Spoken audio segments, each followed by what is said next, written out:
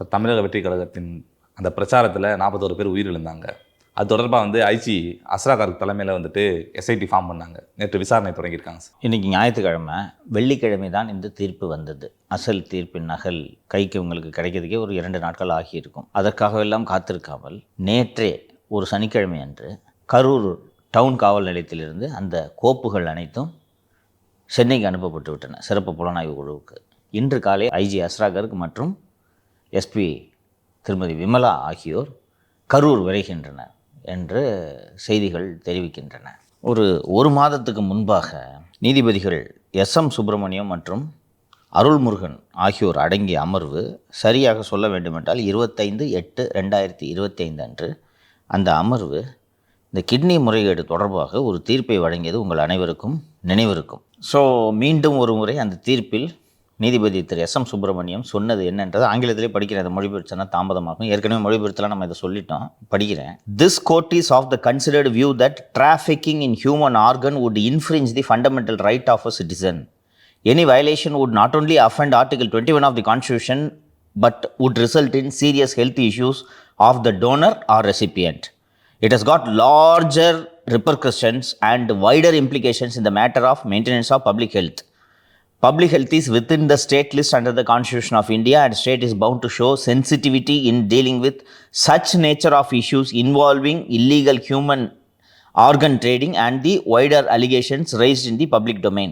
சுருக்கமாக சொல்லணுன்னா, இந்த உடல் உறுப்பு திருட்டு என்பது அரசியலமைப்பு சாசனம் வழங்கியுள்ள வாழும் உரிமைக்கு எதிரானது.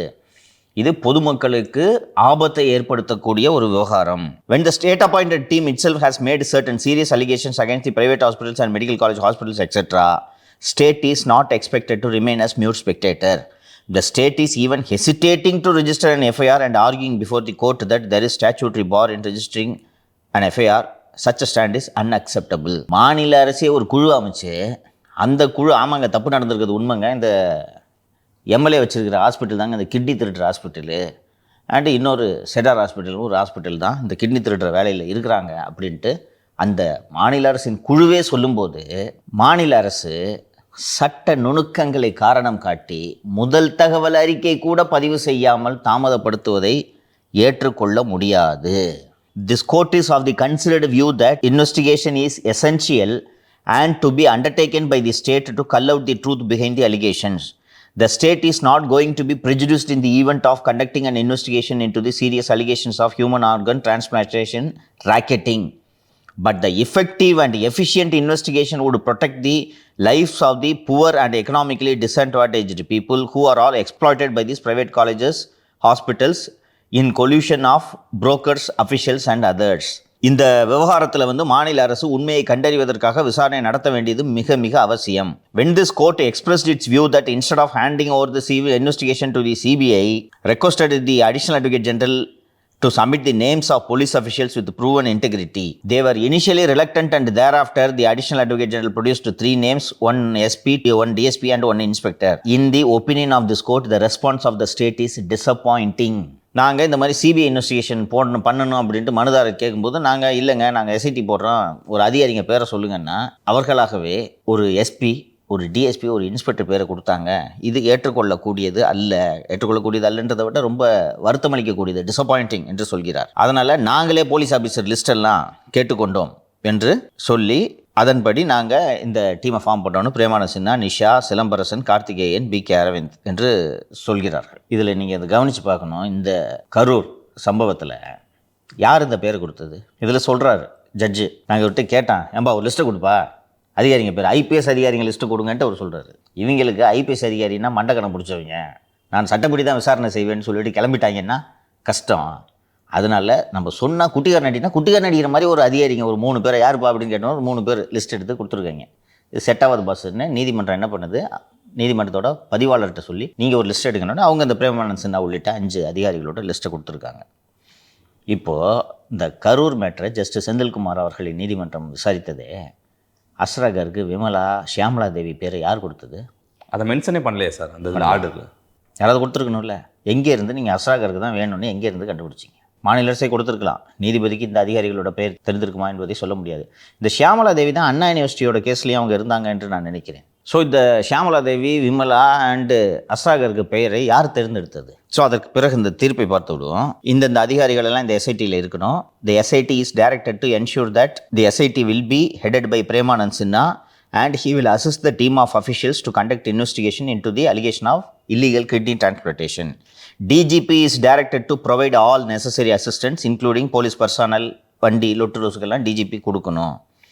SIT is directed to ensure that the complaint given by Chief Medical Officer Namakkal to Pallipalayam Police Station அதை சொல்லிட்டு கூடுதலாக if necessary further FIRs can be registered with the concerned police stations. எங்கெங்கெல்லாம் கிட்னி காணான்னு புகார் வருதோ அங்கங்கே FIR register பண்ணி SIT விசாரிக்க வேண்டும். மருத்துவ கல்வி இயக்குனர் director of medical health services இந்த சிறப்பு புலனாய்வு குழுக்கு முழு ஒத்துழைப்பை வழங்க வேண்டும்.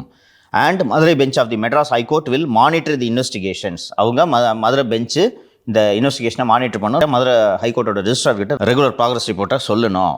ஃபஸ்ட்டு ப்ராக்ரஸ் ரிப்போர்ட்டை 24/9/2025 அன்றைக்கி இந்த SIT ஃபைல் பண்ணணும். போஸ்ட் தி மேட்டர் ஆன் 24/9 போட்டிருக்காங்க. இன்றைக்கி 24/9 முடிஞ்சு 5/10 இருக்கிறோம். முத நாள் ஒரு ஜட்ஜு தீர்ப்பு கொடுத்த உடனே அஸ்ராகருக்கு தலைமையில் ஒரு சிறப்பான புலனாய்வு குழு அமைச்சிருக்கிறாங்க. நான் இதில் உண்மையை கண்டறியும் வரை ஓய மாட்டேன்னு CM அறிக்கை விட்றாரு. இப்போ இந்த டிவிஷன் பெஞ்ச் ஜட்ஜ்மெண்ட்டுக்கு என்ன மரியாதை? உச்சநீதிமன்றத்தில் மேல்முறையீடு செஞ்சுருக்கீங்க, இது வரைக்கும் அது பட்டியலிடப்படல, ஸ்டே இல்லை இல்லையா? உச்சநீதிமன்றம் இந்த வழக்கை விசாரணைக்கு எடுத்து உயர்நீதிமன்ற தீர்ப்புக்கு தடை விதிக்கிறோன்ட்டு இது வரைக்கும் சொல்லலை. 40 நாள் ஆகுது. இதை நீங்கள் கோர்ட்டை மதிக்கிற லட்சணமா? அப்போ உங்களுக்கு வசதிக்கு ஏற்ற மாதிரி கோர்ட்டு தீர்ப்பு கொடுத்துச்சுன்னா நீங்கள் இதை ஃபாலோ பண்ணுவீங்க, அப்படி தானே? உங்களுக்கு ஏற்ற மாதிரி எந்த நீதிமன்றம் தீர்ப்பு கொடுக்குதோ அதை உடனடியாக பின்பற்றுவீங்க, கட்டு உடனே ட்ரான்ஸ்ஃபர் பண்ணுவீங்க. குழு இன்னைக்கே விரைந்தது சார் கரூருக்கு. அதான் விரையும், இதெல்லாம் விரையும். ஏன் பிரேமானந்த் சின்ஹா தலைமையிலான குழு ஏன் விரையாமல் உட்காந்துருக்குது? டிஜிபிகிட்ட சொல்லியிருக்காருல்ல, அவங்களுக்கு ஆஃபீஸ் ப்ரொவைட் பண்ணுங்கள், வண்டி ப்ரொவைட் பண்ணுங்கன்னு. என்னைய ஆச்சு கேஸுன்ட்டு மதுரையில் 24/9 விசாரணைக்கு வரும்போது நாங்கள் உச்சநீதிமன்றம் போயிருக்கிறோன்றதை போய் பதிலாக சொல்கிறீங்க. எவ்வளோ போய் அயோக்கியத்தனமான அரசு இந்த அரசு தெரியுதா? நெகட்டிவ் பிளட் குரூப்போட கிட்னி எல்லாம் 1.5 கோடி ரூபாய்க்கு விற்றுருக்காங்கப்பா. இதுக்கு ஒரு விசாரணை நடத்தணும்னு உங்களுக்கு ஏன் தோணவே மாட்டேங்குது? விஜய்னு ஒருத்தன் சிக்கிட்டானா அந்த ஆள் மேலே எல்லா பழியையும் போடணும். 41 பேர் செத்ததுக்கு இவர் தான் முழுக்க காரணம்ன்ட்டு இதுக்கு ஏற்ற மாதிரி ஒரு விசாரணை குழு அப்படித்தானே பார்க்க முடியுதா? நீங்கள் இவ்வளோ வேகமாக நீங்கள் நார்மலாக ஒரு கோர்ட்டு SITயை ஃபார்ம் படிச்சுன்னா நீங்கள் அதுக்கு சண்டை போடணும் சார்.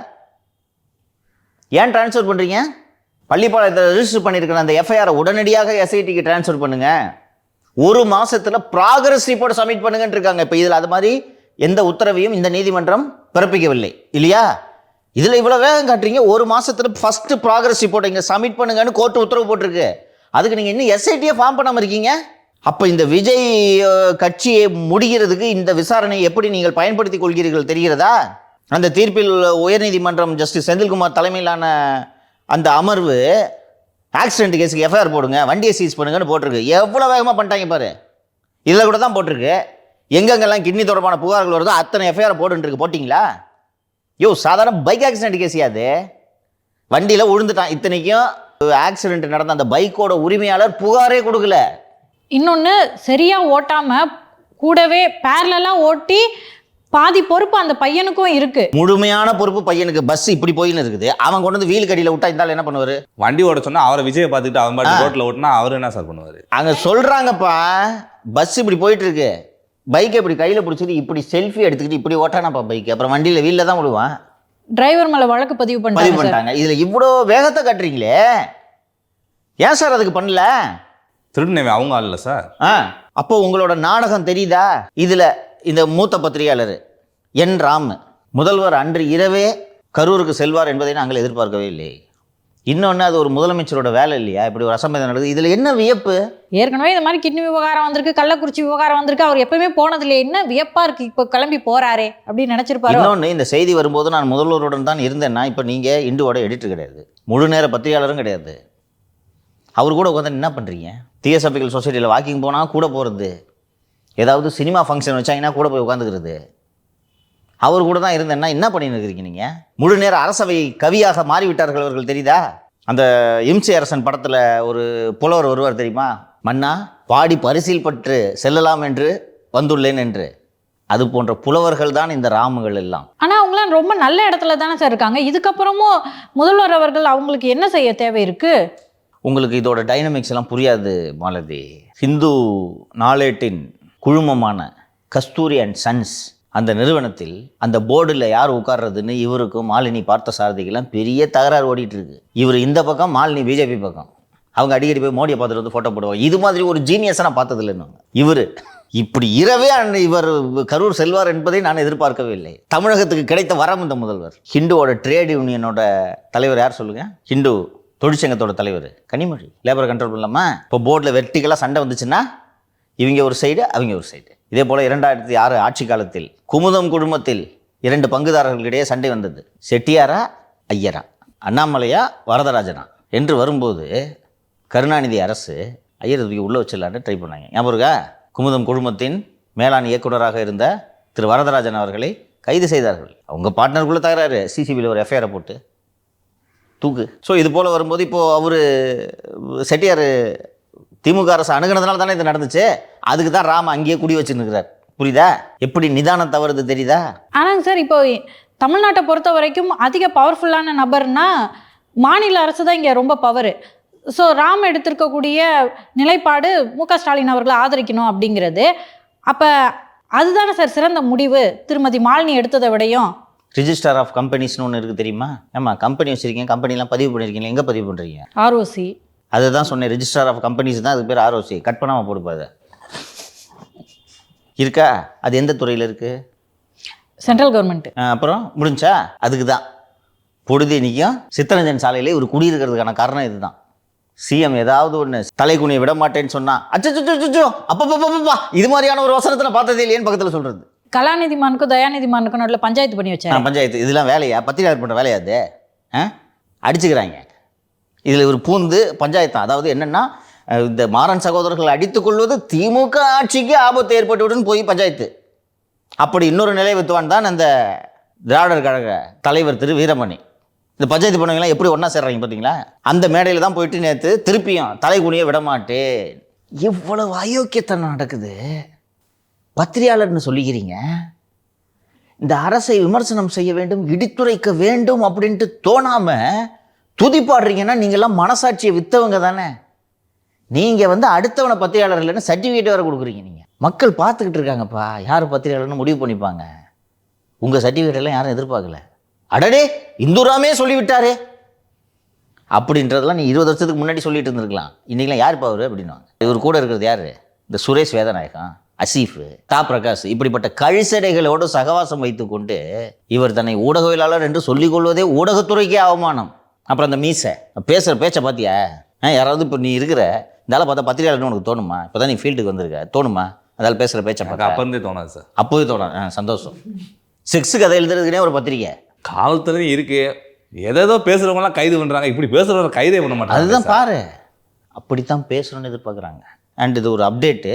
திரு மாரிதாஸ் அவர்களுக்கு 41A நோட்டீஸ் சர்வ் பண்ணிவிட்டு காவல்துறை இன்றைக்கி காலையில் ஒளிபரப்பான நிகழ்ச்சியில் மாரிதாஸை நீதித்துறை நடுவர் ஜாமீனில் விடுவித்து விடுவார், சட்டம் இது போன்று இருப்பதால் அப்படின்ட்டு நம்ம சொல்லியிருந்தோம். 41A நோட்டீஸ் சர்வ் பண்ணிவிட்டு அவர்கள் அனுப்பிவிட்டார்கள்.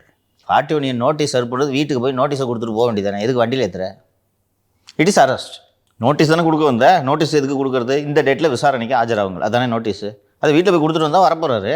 அதுக்கு இது வண்டியில் ஏற்றி நீலங்கிற ஸ்டேஷனுக்கு கூப்பிட்டு போயிட்டு அங்கே போய் இருந்தாங்க அப்படின்ட்டு வண்டியில் கூட்டிகிட்டு வந்து பண்ணுறதுக்கான பேர் விசாரணையா? கைது கூட்டு வந்திருப்பாங்க. அதுக்கப்புறம் அந்த ஐஸ்கிரீம் சும்மா இருக்க சொல்லியா, போய் எங்கன்னா குச்சி ஐஸ் வியாபாரம் பண்ண சொல்லியா, உட்காந்து உயிரெடுத்துனுக்குறான் என்று மண்டையிலே யாராவது கொட்டி இருப்பார்கள். அதனால் சரி வர வச்சாச்சு நோட்டீஸ். நோட்டீஸ் எப்படிப்பா சர்வ் பண்ணோம்? போனோன்னே இந்தாங்க சம்மன், இந்த நமக்கு கொடுக்குறாங்களே பார்த்தல, இதான் ஒவ்வொரு ஊர்லேருந்து வந்துட்டுருக்காங்கல்ல சார், இந்த போலீஸ் சார் அந்த போலீஸ் சார் கொடுக்குறாங்களா? இப்படி தானே கொடுத்துட்டு போகிறாங்க. அதுக்கு பதிலாக என்ன 10 பேர் இங்கேருந்து கரூருக்கு தூக்கிட்டு போய் கரூரில் வச்சு இந்தாங்க நோட்டீஸ் இந்த டேட்டில் வந்திருக்கேன்னு சொன்னால் அதுக்கு பேர் என்ன சம்மன் சர்வ் பண்ணுறதா? ஸோ ஏதோ இது நடந்திருக்கும்.